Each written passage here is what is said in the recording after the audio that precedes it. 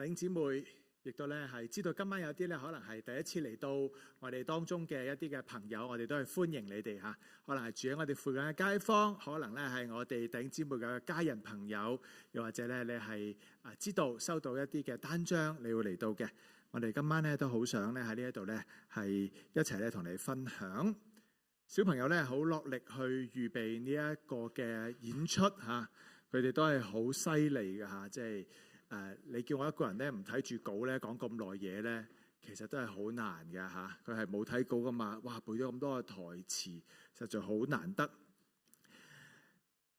2025年咧就即將過去啦，今日係2025年嘅平安夜嚇。我哋咧唔需要擔心啊，呢度唔係北海道嚇，唔會有好多熊嘅嚇。但係咧有啲好可愛嘅小動物會走出嚟，好乖咁樣坐定嚇。2025年呢係眨下眼就過去啦嚇，我咧就喺嗰個嘅 AI 嗰度啦，就問一問2025年香港有啲咩大事發生啊咁樣。原來都發生咗好多事嘅喎嚇，即係大家即係民生方面咧，大家知道啦，急症室咧嗰個嘅費用要調升啦，係嘛？最低工資又調升咗啦，我哋啲機場嗰個嘅離境稅又調升咗啦嚇，即係樣樣嘢咧都好似係咧即係同我哋咧嗰個生活上邊係有關嘅。同時間咧，我哋知道啦嚇，即係經濟上嘅嚇，一方面咧就話樓價咧又不斷沉底啦，但係另一方面咧又話香港咧係全球咧係最犀利嘅 IPO 嘅一個嘅集錢嘅地方嚇咁。即係有時咧好似好奇怪咁，究竟我哋身處緊喺一個乜嘢嘅空間裏邊咧咁樣？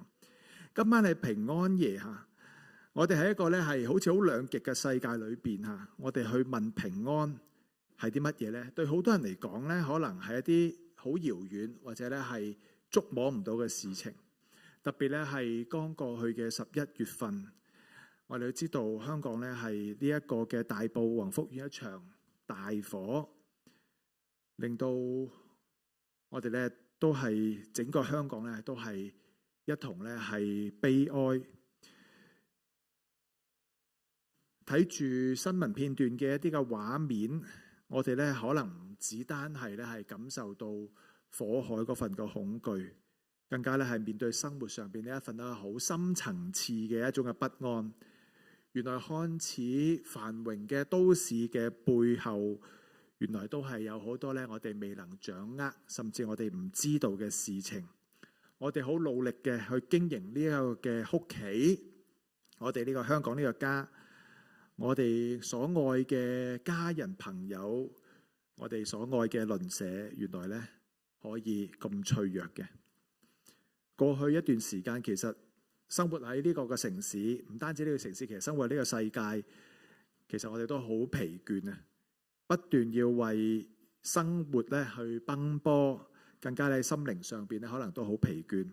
我哋面對住好多嘅唔同種類嘅生活嘅壓力啊！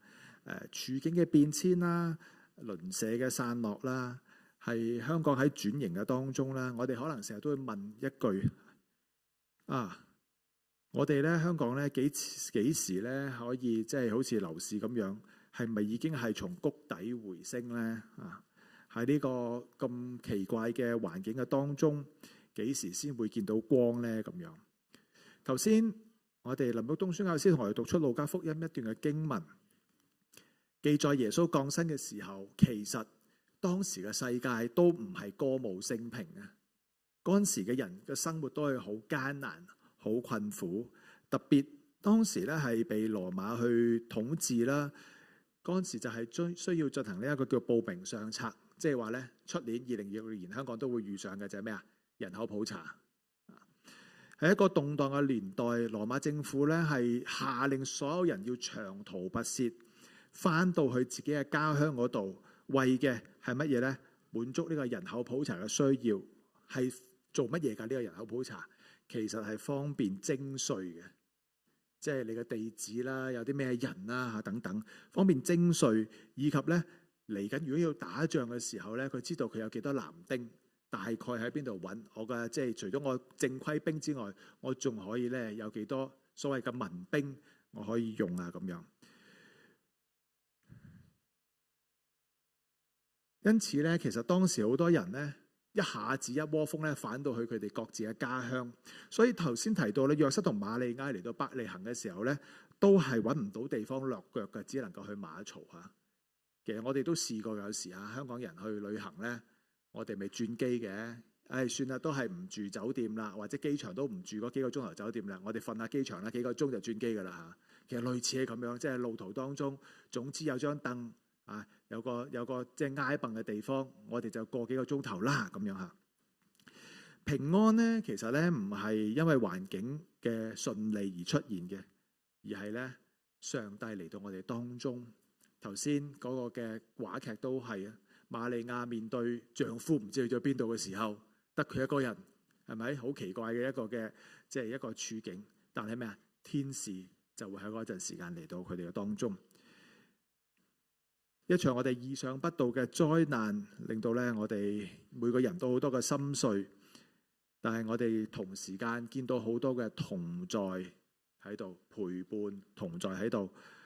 我哋喺新聞片段裏邊知道有好多街坊見義勇為，捨身成仁，為咗去叫其他街坊去逃生，自己落難。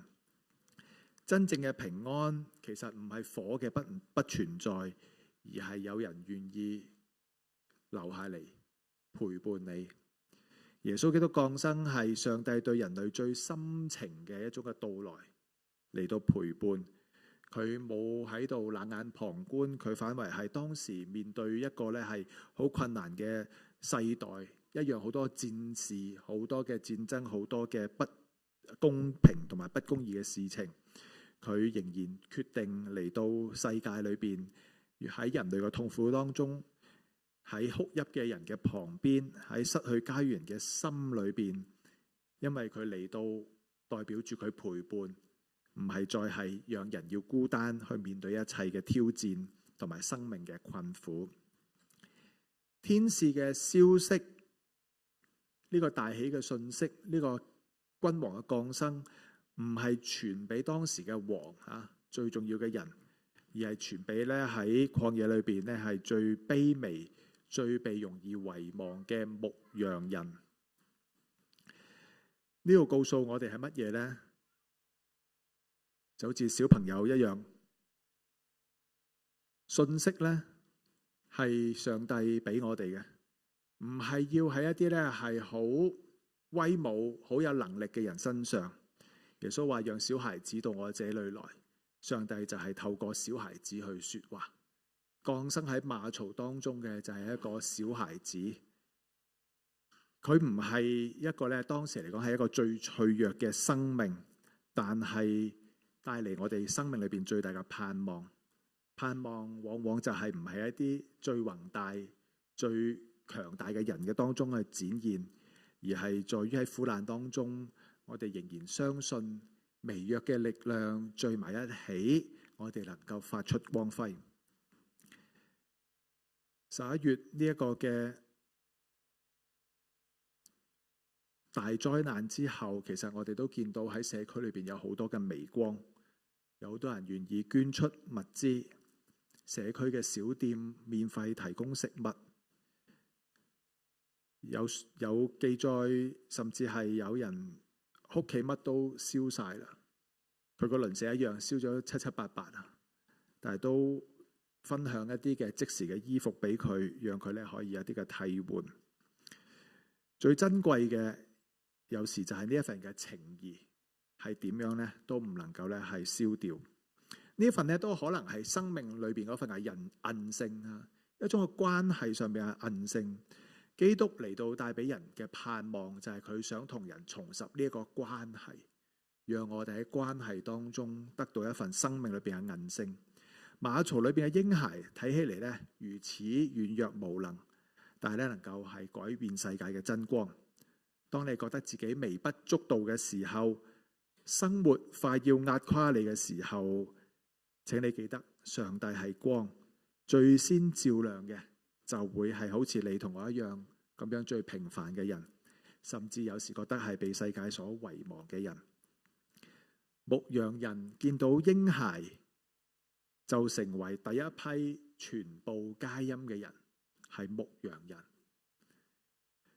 今年嘅香港或者過去一段時間香港，其實我哋作為香港人呢，我哋都感受到心靈呢都係好乾涸嘅。大家都可能會認同，少年人可能呢揾唔到生活嘅目標方向，青年人可能選擇躺平，成年人呢被生活嘅壓力壓到呢係只係想今天，都唔敢想明天。金齡嘅人士亦都為住退休後嘅生活種種感受到呢一種呢係無形嘅壓力。我哋呢或許冇辦法去好好計劃，甚至呢係點樣去重建一個康莊嘅大道，但我哋好似可以像牧羊人一樣，彼此成為彼此嘅微光，互相成為彼此嘅微光。平安夜嘅意義就係讓基督喺愛嘅當中再次降生多一次。當我哋願意去聆聽一個憂傷嘅心靈，當你嘅鄰舍喺最無助嘅時候伸出一隻手，就係喺個黑暗當中佢行走嘅時候，你為佢點燃電筒或者蠟燭嗰一個人。我哋詩班舞蹈隊一陣間佢哋會有舞蹈嘅呈獻，我哋嘅小朋友嘅一個嘅話劇團，佢哋排練咗咁耐，唔係淨係為咗表演嘅。其實藉住今天嘅晚上，佢好想就好似呢一樣，為我哋每一個嚟到嘅人嘅心靈送上一份嘅祝福。希望可能你透過歌聲感受到一份嘅力量，話劇可能為你嘅生命帶嚟一啲嘅想像，一息間嘅舞蹈帶領你嘅心靈回歸到我哋嘅天父嘅當中。呢啲都係呢一份嘅微光嚟嘅，排練咗好長時間㗎啦。但係其實佢哋只係短短用咗好幾個月排練，今晚我哋只係個零2小時嘅一個嘅崇拜平安夜嘅一個聚會，為嘅就係希望為到嚟到每一個朋友弟兄姊妹來賓，為你哋嘅生命送上一點點嘅微光。希望我哋一齊有力量繼續喺呢個城市裏邊努力嘅去生活。平安夜意義唔係只係慶祝2000年前耶穌基督嘅降生，更係讓基督嘅愛喺今天嘅香港再來一次。當我哋真係去聆聽我哋身邊嘅朋友嘅心聲，我哋喺社會當中喺鄰舍嘅裏邊願意伸出扶持嘅一個雙手，我哋就將平安繼續延續延伸帶到去呢個城市嘅裏邊。火呢已經熄滅，但係生活嘅重擔仍然喺度。今晚我好想邀請大家，讓呢一份馬槽裏邊嘅平安都進入你哋嘅生命嘅當中。希望大家都可以接受呢一份嘅平安。路加福音話俾我哋聽，牧羊人所聽見嘅天使講乜嘢呢？話不要懼怕，我報給你們大喜嘅訊息。呢句話就係對我哋每一個所講嘅。夜再黑，星光依然會閃耀，環境再冷，基督嘅溫度，佢嗰份嘅暖意仍然會喺我哋嘅生命嘅當中。願我哋彼此成為互相黑夜裏邊嗰份嘅微光，醫治呢座城市，照亮彼此嘅人生，讓基督嘅愛喺我哋彼此當中彰顯。阿門。